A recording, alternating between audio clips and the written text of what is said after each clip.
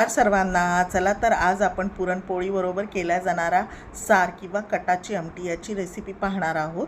या आधीच मी माझ्या यूट्यूब चॅनलवर पुरणपोळीची रेसिपी शेअर केलेली आहे। पुरणपोळी करताना जी डाळ आपण शिजवून घेतो त्यानंतर ती डाळ जेव्हा निथळून घेतो त्याचं जे पाणी राहतं त्यालाच कट असं म्हटलं जातं आणि त्याची आमटी मी आज आपल्याला दाखवणार आहे। प्रत्येकाची पद्धत कटाची आमटी करण्याची वेगवेगळी असते। काही जण मसाले घालतात, काही जण नाही घालत। मी आज आपल्याला माझ्या पद्धतीने कटाची आमटी कशी केली जाते ते दाखवणार आहे। सर्वप्रथम आपण डाळ शिजवून घ्यायची आहे। थोडंसं तेल किंवा मीठ टाकून ही डाळ कुकरला 3 ते 4 शिट्यांमध्ये शिजवून घ्यायची आहे।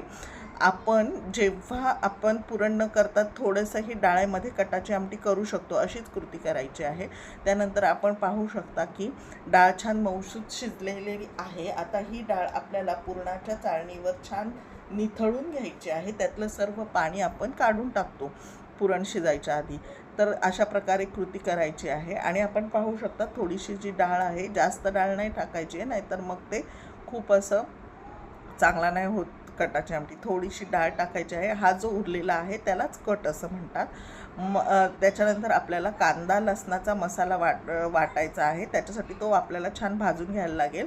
सर्वप्रथम येथे मी खोबरं छान लालसर रंगावर भाजून घेतलं आहे। याच्यामध्ये मी अख्खी डाळ जी असते तीही टाकते, डाळ तांदूळ, त्याच्यामुळे कटाला एक छान चव येते आणि दाटसरपणा पण येतो। चण्याची डाळ 1 ते 2 चमचे छान खरपूस भाजून घ्यायचे आहे।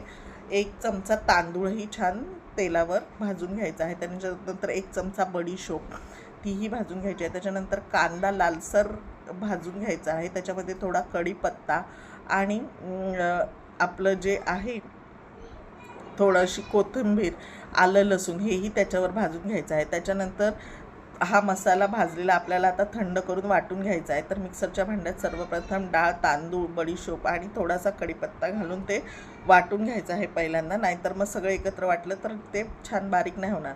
ते छान बारीक वाटून घेतल्यानंतर जो आपण भाजलेला कांदा असतो तो छान वाटून घ्यायचा आहे आणि सगळा मसाला नंतर पाणी टाकून छान बारीकसा वाटून घ्यायचा आहे। त्याच्यानंतर फोडणीसाठी सर्वप्रथम तेल घ्यायचं आहे। साराला तेल थोडंसं जास्त लागतं। इथे माझं सार पण जास्त आहे म्हणून 2 पळी तेल घेतलेलं आहे। त्याच्यानंतर त्याच्यावर तेल तापलं की जिरी, मोहरी, त्याच्यानंतर ठेचलेला थोडासा लसूण याने खूप छान चव लागते। कढीपत्ता, हिंग हे सर्व घातल्यानंतर आपल्या घरात जे मसाले असतील म्हणजे काळा तिखटाचा मसाला, धने जिऱ्याची पूड, लाल तिखट हे आपल्या चवीनुसार आपण ॲड करायचं आहे। आपल्याला किती तिखट लागतं तशानुसार।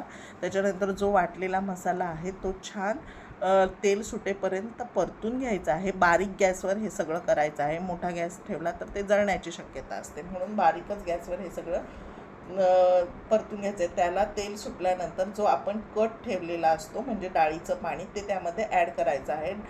ती डाळ सगळी त्याच्यामध्ये टाकायची नाही आहे, उगाच थोडीशी टाकायची आहे, नाहीतर मग सार छान लागत नाही।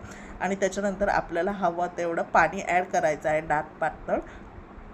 हा सार हा पातळच असतो थोडासा, पण आपल्या आवडीनिवडीवर आहे। आपल्याला जेवढं पाणी ॲड करायचं आहे तेवढं करायचं आहे आणि त्याच्यानंतर छान 15 ते 20 मिनटं तो सार उकळून घ्यायचा आहे आणि शेवटी कोथिंबीर घालून तो छान सर्व करायचा आहे। ही कटाची आमटी खूप सुंदर होते। 1 ते 2 दिवस पण आपण ही कटाची आमटी खाऊ शकतो।